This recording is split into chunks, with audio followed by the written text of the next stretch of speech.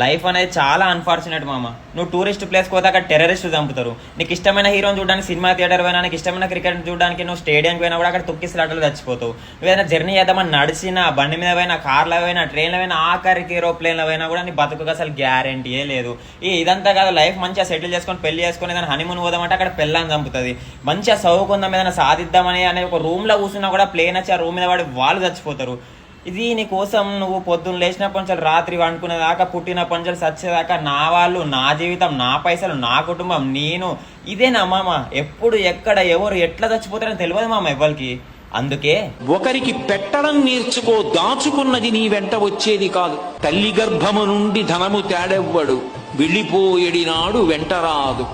లక్షాధికారైన లవణమన్నమే కాని మెరుగు బంగారంబు మింగబోడు. విత్తమార్జన చేసి విర్రవీగుట గాని కూడబెట్టిన సొమ్ము కుడువలేడు.